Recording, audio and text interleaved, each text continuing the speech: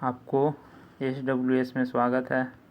आपको NCERT दृष्टि के 6 से 12 तक भारत एवं विश्व का भूगोल के प्रश्नों का हल किया गया, व्याख्या सहित प्रश्न का हल किया गया।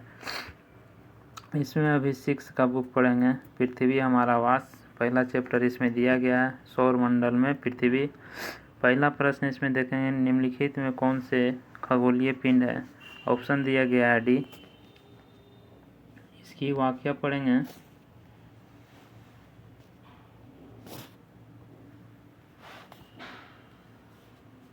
सूर्य एवं चंद्रमा, पृथ्वी, उल्का पिंड तथा वे सभी वस्तु जो रात के समय आसमान में चमकती है वह क्या कहलाती है? खगोलीय पिंड कहलाती है। प्रश्न नंबर 2 देखेंगे, किन खगोलीय पिंडों को तारा कहते हैं? तो पहला ऑप्शन इसमें दिया गया है बी दिया गया है।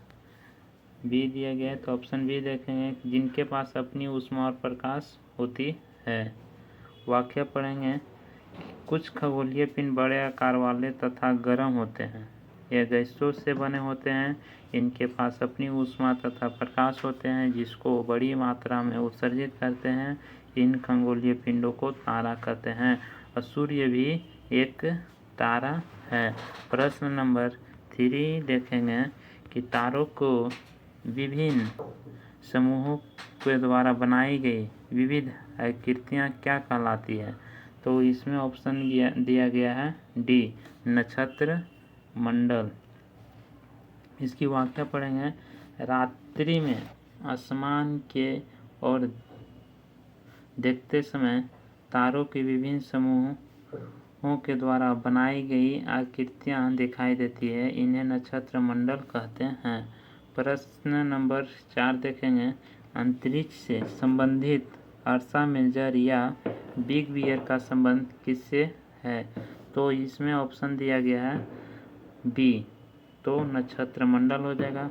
इसका व्याख्या पढ़ेंगे तो अर्सा मेजर या बिग बियर एक प्रकार का नक्षत्र मंडल है। स्मॉल बियर या सप्त ऋषि बहुत आसानी से पहचान में आने वाला नक्षत्र मंडल है। यह एक बड़े नक्षत्र मंडल अर्सा मेजर के भाग है। आगे प्रश्न देखेंगे। 5वां नंबर प्रश्न, किन खगोलीय पिंडों को ग्रह कहा जाता है? तो ऑप्शन दिया गया है सी, जिनके पास अपनी ऊष्मा एवं प्रकाश नहीं होती है, जो तारों के प्रकाश से प्रकाशित होते हैं। इसकी व्याख्या पढ़ना है। कुछ खगोलीय पिंडों को अपना प्रकाश और ऊष्मा नहीं होती है, वे तारों के प्रकाश से प्रकाशित होते हैं। ऐसे पिंड ग्रह कहलाते हैं। ग्रह, जिसे अंग्रेजी में प्लेनेट कहते हैं, ग्रीक भाषा में प्लेनेटाई से बना है। ग्रीक भाषा के प्लेनेटाई से बना है, जिसका अर्थ होता है परिभ्रमक। परिभ्रमक का मतलब होता है चारों तरफ घूमना, चारों ओर घूमने वाले। इसमें प्रश्न 6 के देखेंगे, निम्नलिखित कथनों पर विचार कीजिए। कथन इसमें दिया गया पहला कि पृथ्वी एक ग्रह है और अपना संपूर्ण प्रकाश एवं ऊष्मा सूर्य से प्राप्त करती है, तो सही है। और दूसरा, पृथ्वी सूर्य से दूरी के हिसाब से चौथा ग्रह और आकार में तीसरा बड़ा ग्रह। इसमें ऑप्शन ए दिया गया है, तो केवल सिर्फ 1 सही होगा कथन। और इसकी व्याख्या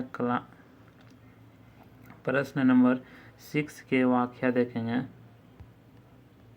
पृथ्वी जिस पर हम रहते हैं वह एक ग्रह है। यह अपना संपूर्ण प्रकाश एवं ऊष्मा सूर्य से प्राप्त करती है, जो पृथ्वी के सबसे नज़दीक का तारा है। पृथ्वी को बहुत अधिक दूरी से, जैसे चंद्रमा से देखने पर यह चंद्रमा की तरह चमकती हुई प्रतीत होगी, तो सूर्य से दूरी के हिसाब से पृथ्वी तीसरा ग्रह है और आकार में 5वां सबसे बड़ा ग्रह है।